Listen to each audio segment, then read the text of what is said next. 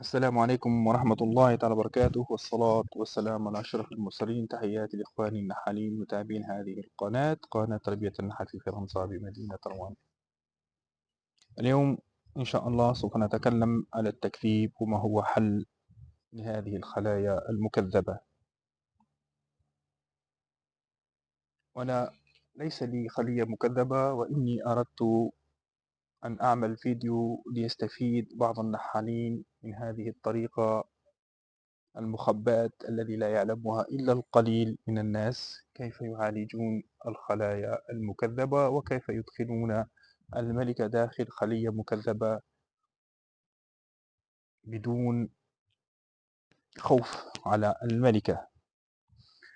قبل أن نبدأ هذا سوف أكلمكم. كانت لنا 3 أيام أمطار وهناك برد، وترون السروح داخل هذه الخلية قليل، وهذه الخلية الآن أصبحت على 6 أطباق كما ترون، 3 أطباق حضنة و3 أطباق من العسل. وكما ترون هناك غيوم، وسوف تهطل علينا الأمطار مساء هذا المساء إن شاء الله. لهذا أنا أردت أن أقوم بفيديو لأشرح لإخواني النحالين كيف التعامل مع هذه الخلايا المكذبة. من الممكن النحال يجد نفسه أمام حالة نموذجية يمكن تحدث في المنحل وينتهي الأمر بالخلية فيها إلا ذكور، أي الخلية المكذبة أو ملكتها كبيرة في السن. فعلى أعلم أخي النحال الخلية المكذبة تنتج إلا حضنة ذكور، عندما تكون ملكتها كبيرة في السن تضع فقط بيض غير مخصب أي بيض ذكور. ويحدث أيضا عندما لا تكون الملكة موجودة داخل الخلية لعدة أيام، فتتولى بعض العاملات في وضع البيض داخل الخلية، وهذا يعطي أيضا ذكور. هناك عدة حالات لنجد الخلية مكذبة: كبر سن الملكة أولا، وثانيا عطب في الملكة، وثالثا هو الملكة ماتت ولم نرى هذا إلا بعد مرور أسابيع. تبدأ الشغلات في وضع البيض داخل هذه الخلية. ولعلاج هذا الأمر علينا من الضروري إدخال ملكة جديدة في هذه الخلية المكذبة بالطبع. فلهذا نذهب إلى أخذ ملكة الاحتياط من النوايا لوضعها داخل هذه الخلية واستبدال الملكة التي اختفت. لابد دائما يا أخي النحل أن يكون لديك ملكات على الجانب إن كان لك منحل ذو أهمية مثل هذا. يا أخي النحال انظر، هذه نوية فيها ملكة احتياط هذا العام بالداخل. سوف أفتح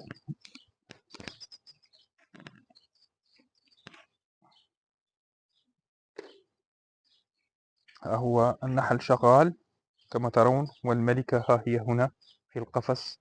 إني أدخلتها عندها إلا يومين. غدا إن شاء الله سأفتح على هذه الملكة.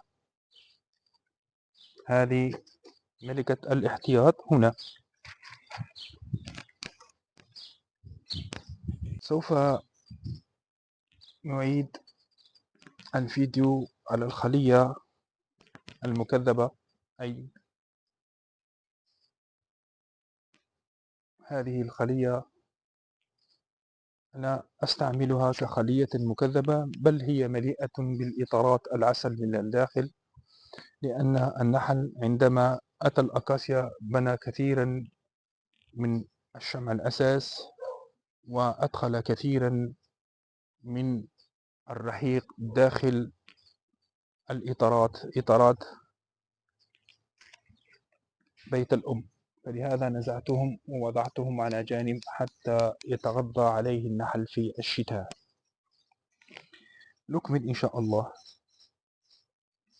وإن لم يتوفر لديك ملكات يا أخي النحال، فعليك بشراء ملكة، وقبل وضعك للملكة داخل الخلية قم بتمييزها باللون المناسب حتى تستطيع من تحديدها عند فتحك للخلية. عند إدخال الملكة الجديدة في الخلية المكذبة احذر العاملات الذين يضعن البيض، يمكن أن يشكلن تحديا خاصا إذا كانت هذه العاملات معادية للملكة الجديدة. النحالات البياضات موجودة داخل هذه الخلية فهي معادية لأي شكل جديد من أشكال إدخال ملكة جديدة، لذلك سوف أعطيكم اليوم تقنية علمني إياها أحد كبار النحالين في أوروبا، وهي في الواقع استخدام دخان التبغ لجعل النحل يفقد ذاكرته، وخاصة النحل العامل، وجعله يفقد سلسلة أفكاره وتقبل الملكة الجديدة بدون أي شراسة. للقيام بذلك أخذت حاوية، ها هي الحاوية. حاوية الذي أستعملها أنا فهي في المنحل الآخر. هذه حاوية أنفض فيها الإطارات وغطاء ومدخنة وعداد كما ترون أمامكم. هذه والتبغ، ليس لي تبغ في هذه الحالة لأني استعملته. وبعدها يا أخي النحال لأخذ حاوية كبيرة وسأرج فيها جميع وأجعلهم يسقطون فيها أي في الداخل، أي نأخذ الإطارات وننفضها داخل. نأخذ الإطارات نخرجها من هنا من الخلية وننفض الإطارات، إطارات النحل. انظروا ما شاء الله كيف هو مليء بالعسل وحبوب اللقاح، انظروا ورحيق. ننفض داخل الحاوية كل الإطارات النحل هكذا، ولا نبالي من النحل الطائر الذي يطير. وبعدها نغلق الحاوية. كلما نفضنا إطار داخل الحاوية نغلق الحلية ولا نبالي بالنحل الذي يطير، فإن النحل الذي يطير فهو ليس نحل بياض. سوف أشرح لكم هذا. انظروا ما شاء الله كله رحيق، فإني نزعته من خلايا أخرى. انظروا ما شاء الله فيه بيوت ذكور من هذه الجهة، سوف أنزعها من بعد. سوف أغلق هذه الخلية حتى لا يأتي النحل ليسرق هذا الرحيق وهذا العسل، وأكمل لكم كيف نطبق هذه الطريقة. قلنا عداد، مدخنة، حاوية بغطاء، وتبغ. عند هزك أو نفضك للإطارات في هذه الحاوية لا تشعر بالقلق بشأن النحل الذي يطير كما قلته لكم الآن، لأن النحل الذي يضع البيض لديه مبايض متطورة جدا، وبالتالي يكون جسمه ثقيلا ولا يستطيع الطيران.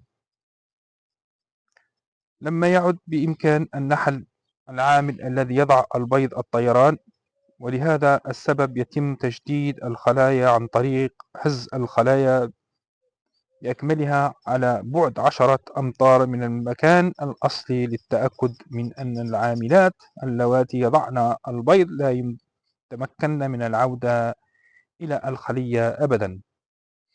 أي في السابق وما زال يستعملونها النحل هذه الطريقة، يهزون كل الخلية لعدة أمطار وينفضون هذه الخلية بأكملها على الأرض من موقعها الأصلي، وهذا لا يلائمني لأني سوف أخسر عدد كبير من النحل، وهذا العدد الكبير من النحل أنا أحتاجه عندما أدخل الملك إلى الخلية يرعى الخلية ويرعى الملكة. سوف أشرح لكم هذا.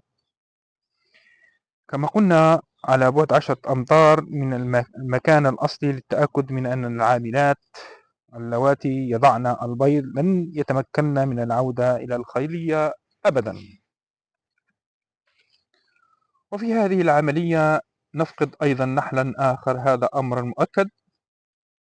هدفي في هذه الحالة هو الاحتفاظ بأكبر قدر ممكن حتى أتمكن من تقديم الملكة والحصول على خلية قابلة للحياة لتكون قادرة على التطور.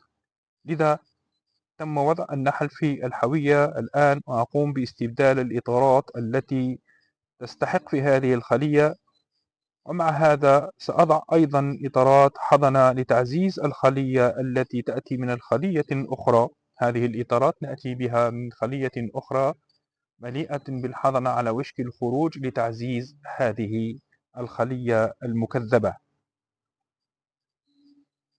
حتى لتبدأ الملكة لوضع البيض، وإلا فإننا سنخسر 3 أسابيع أخرى من الوقت، وهذا قد يكون حرجا للغاية بالنسبة للخلية، لأنني في الواقع أريد تقوية الخلية وليس إرهاقها من خلال تربيتها. لذلك الإطارات هنا سوف يهتمون فقط بالحفاظ على الحضنة وتسخينها. ومع هذه العملية لي الفرصة لأدخل الشمع الأساس إلى هذه الخلية حتى يكون لها عملا، والحصول على شمع جديد حتى لتتمكن الملكة لوضع البيض فيه. وبالنسبة للخلية الميتمة تحتاج إلا الحرارة لأن لها مخزون وافر من العسل. بالنسبة للعملية أحتاج إلى التبغ، ولكن التبغ الحقيقي سوف أضعه داخل المدخنة أضع كمية محتبرة من التبغ، وعلى الفور انبعثت رائحة الدخان السجائر، وبعدها أدخن داخل الحوية التي تحتوي على النحل وأغلقها، وأضبط المؤقت لمدة 5 دقائق حتى لا أنساهم، ويؤثر الدخان التبغ بشكل كامل على النحل. سوف أشرح لكم هذا. بعد نفضي للنحل داخل الحاوية وإغلاقها أخذ مدخنتي أشعلها جيدا، أضع فيها كمية، ها هو مازال التبغ الذي استعملته، مازال استعملته في المنحل الآخر، واستعملته في هذه النوية الصغيرة التي قدمتها لكم قبل قليل حتى أدخل الملكة الجديدة داخل النوية بدون شراسة. قلنا مدخنة أضع فيها التبغ، بعد إشعالها جيدا أضع التبغ، أخذ المدخنة والمنبه أضعه على 5 دقائق وأدخن بهذا الشكل وأغلق وأتركهم لمدة 5 دقائق داخل الحوية حتى يستطيعون النوم. سوف ينام النحل داخل هذه الحوية، وعندما هو ينام سوف تذهب له الذاكرة. التبغ إخواني النحالين يعمل كمخدر، وفي هذه الحالة سوف يفقدون كل الذاكرة، وبالتالي فإن العاملات التي وضعن البيض سوف يفقدن الذاكرة الخاصة بوضع البيض، وهكذا فإن الملكة التي سيتم تقديمها على النحل النائم سيتم قبولها بسهولة. لا تنسى عند تطبيقك لهذه العملية النحل سيكون مخدر لعدة ساعات فلهذا عليك بغلق الخلية حتى لا تتعرض إلى سوء، وبعدها افرغ النحل النائم داخل الخلية، وبدون انتظار تضع الملكة على النحل التي أفرغته، أي في وسط كتلة النحل، حتى لتندمج في الوسط هذه الكتلة، وبعدها تبدأ في التوسيع رائحتها. وهنا البيض النحل الذي كان يبيض سوف يرجع إلى حالته الأولى، وبعدها أغلق الخلية واتركها بسلام. أي عندما تفوت 5 دقائق تأخذ كل النحل الذي كان هنا داخل هذه الحاوية، تخرجه من الحاوية، أي تفتح الخلية وتكبه على الإطارات، فسوف يتجمع هنا في وسط الخلية ويفعل كتلة. تأخذ على المباشر الملكة التي أتيت بها لإدخالها داخل هذه الخلية، وتضعها في وسط كتلة النحل، فالملكة سوف تجد سهولة بالدخول داخل هذه الكتلة، لأن هذه الكتلة مخدرة ونائمة، وعندها ستفرز هرموناتها. وهنا النحل عندما يفطن بعد عدة ساعات، 2 أو 3، يرجع الذاكرة بعد 2 ساعات، سوف يتقبل الملكة بسهولة. وهكذا قد فزنا بإرجاع هذه الخلية للحياة من جديد. وأقول لكم السلام عليكم ورحمة الله تعالى وبركاته.